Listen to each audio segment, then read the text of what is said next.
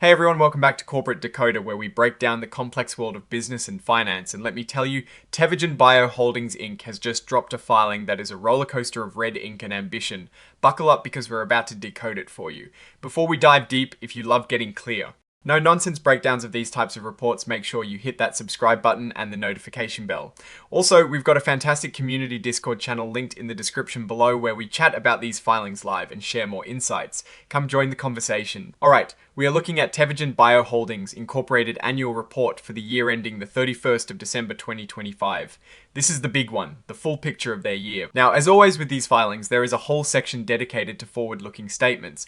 Basically, the company is saying they're making educated guesses about the future, but nothing is guaranteed. They're talking about hopes, plans, and what they expect, but they're also warning you that a lot can go wrong. So take it all with a giant grain of salt. And speaking of things that can go wrong, they've got a whole laundry list of risks. And trust me, it is quite the read.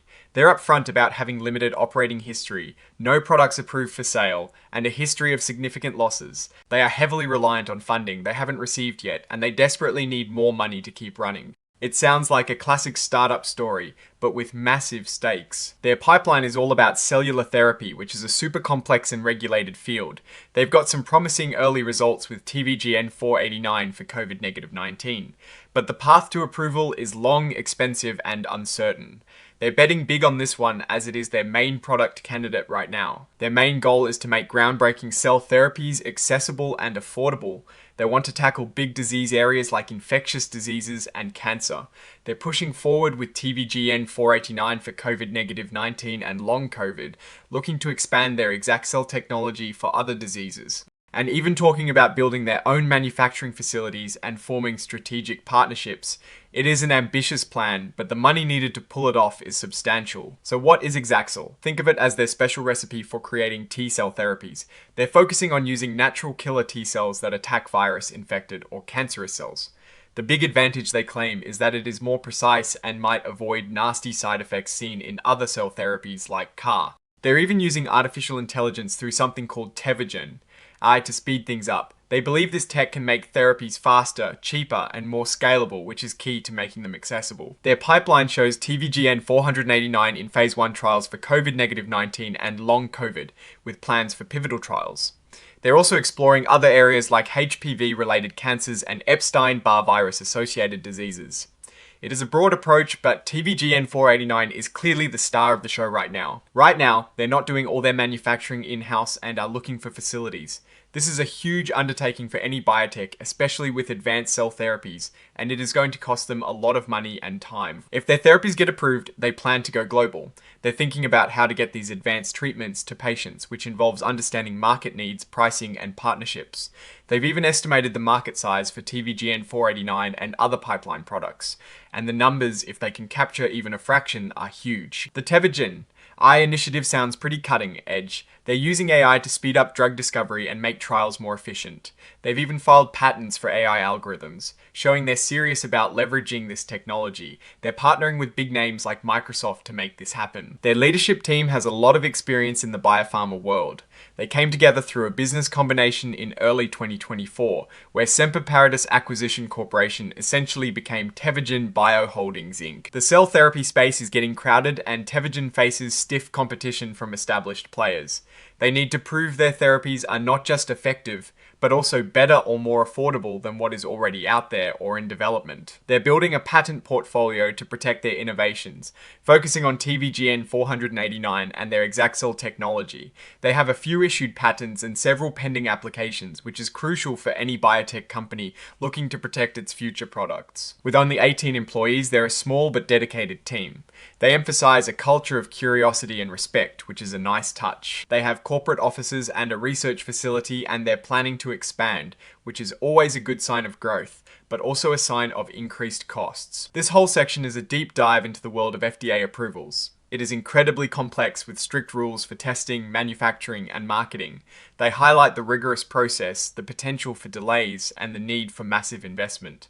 They're also looking into expedited pathways like RMAT designation. which could speed things up if they qualify. Okay, back to the risks. And this is where things get really sober. They've got extensive disclosures about their financial situation, the huge amount of capital they need, and the highly uncertain nature of drug development. The possibility of running out of money is a constant concern. This is a really critical point. They've been around since 2020 but haven't made a dime from selling anything yet.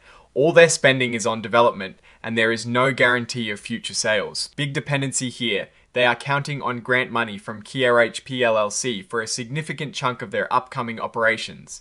If that funding doesn't come through, it could seriously derail their plans. No surprise here, but they are being very clear that they need a lot more money.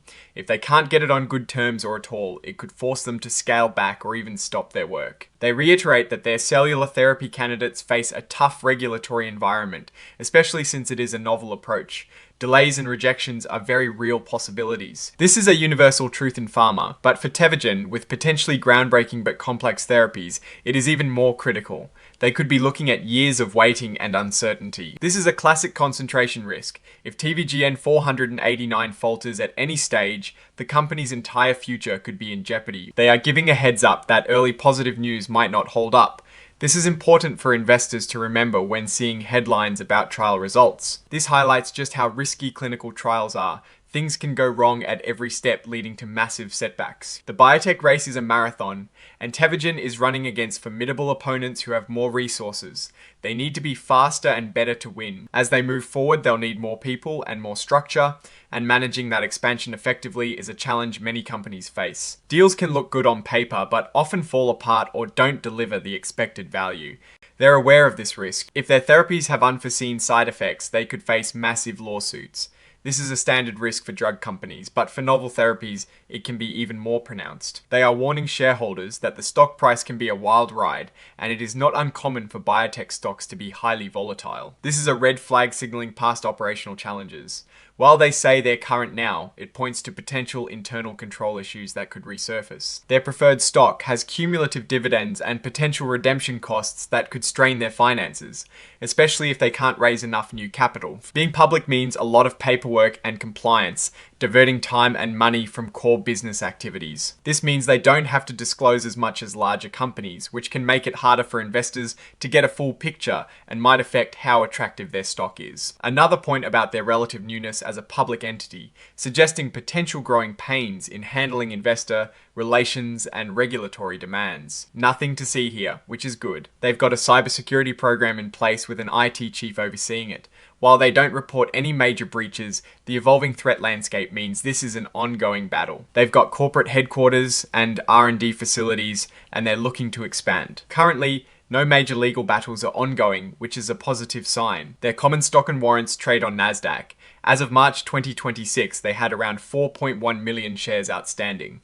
They've never paid dividends and don't plan to anytime soon. This is where management breaks down the numbers. They're still a clinical stage company with no revenue, so the focus is on expenses and funding. Zero revenue from product sales, as expected at this stage. They spent over 11 million on R&D and nearly 15 million on general admin in 2025. That is a lot of money going into getting their therapies off the ground and running the company. So their total operating costs were over 26 million for the year. This is the core number to understand their business right now. They lost over 26 million from their operations. After all the other costs are factored in, their total net loss for 2025 was close to $26.3 million. That is a pretty big hit. Now, let's look closer at R&D. It came in at just over 11 million. A significant chunk of that, over 7 million, was non-cash stock-based compensation.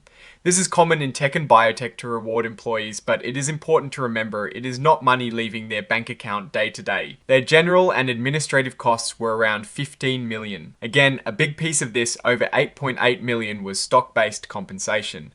The total stock compensation across both R&D and GI was substantial, over $16 million for 2025. When you strip out that stock-based compensation, their adjusted operating loss is closer to 10 million. This gives a picture of their cash burn, which is still significant but less alarming than the GAAP reported loss. This is a non-GAAP measure, so it is their own way of showing how the business is doing without the stock accounting. They're talking about how they plan to fund themselves. Cash on hand was just over $500,000 at the end of 2025. They've raised money from preferred stock sales, loans, and grants. They've got a sales agreement that lets them sell stock on the market, and they've already sold some shares. They've got a loan facility with the Patel family LLP, which is a major lender, providing up to $36 million. They've drawn down $4.4 million of that so far.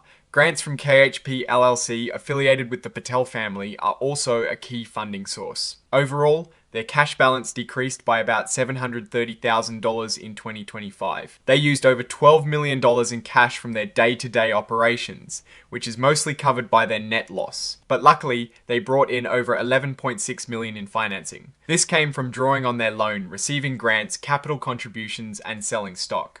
Without this financing, they would have been in serious trouble. They're very clear they need more money. They believe their current cash plus what is available through their loan, grants, and stock sales will get them through the next 12 months.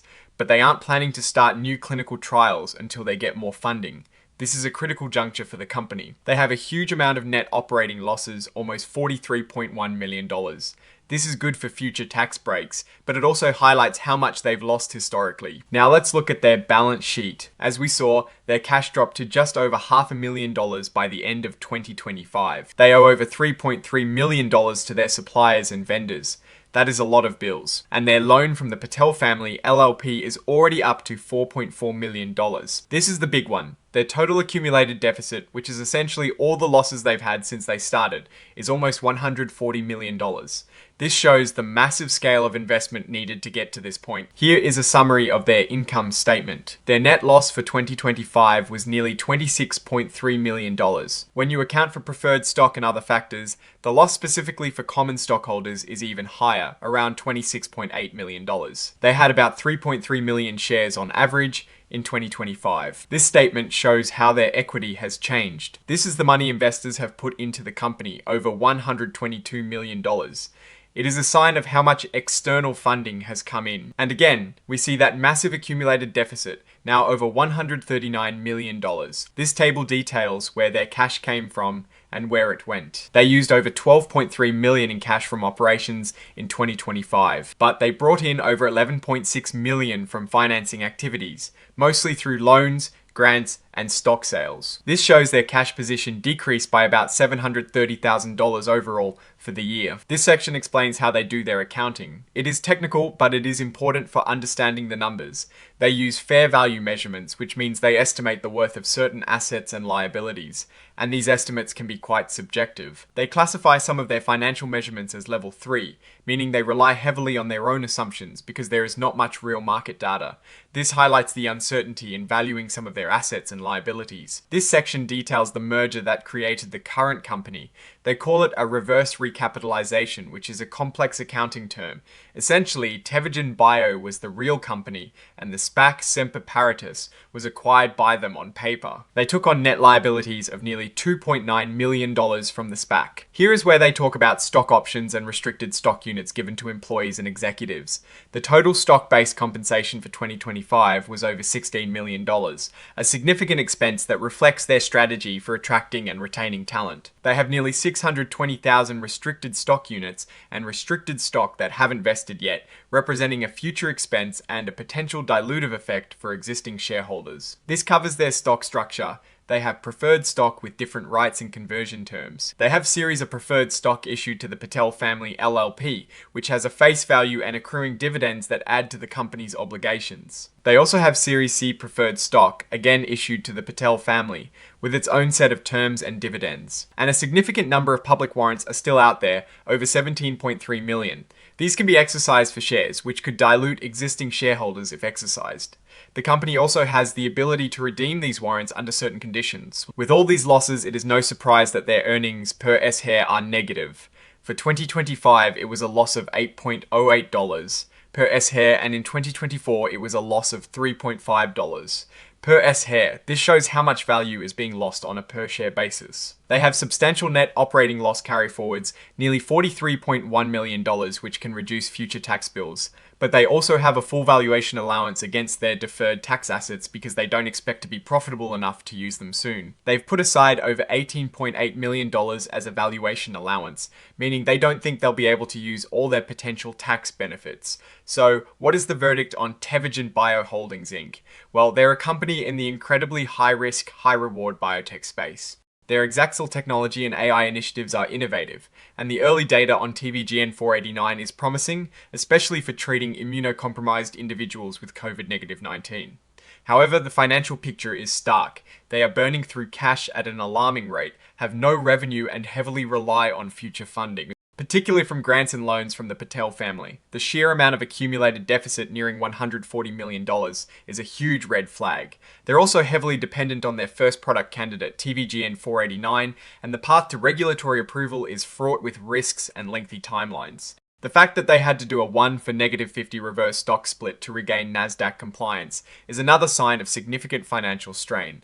While they have a strong leadership team and are trying to innovate, the immediate need for substantial additional capital and the uncertain path to profitability make this a very speculative investment. The opportunities are potentially massive if they succeed, but the risks are equally colossal. What are your thoughts on Tevogen's filing? Do you think their technology and strategy can overcome the financial hurdles? Let us know in the comments below if you found this breakdown helpful. Please give it a thumbs up and subscribe for more deep dives into corporate filings. And don't forget to join our Discord community, link in the description, to discuss these reports with us. Thanks for watching, and we'll see you in the next episode of Corporate Decoder.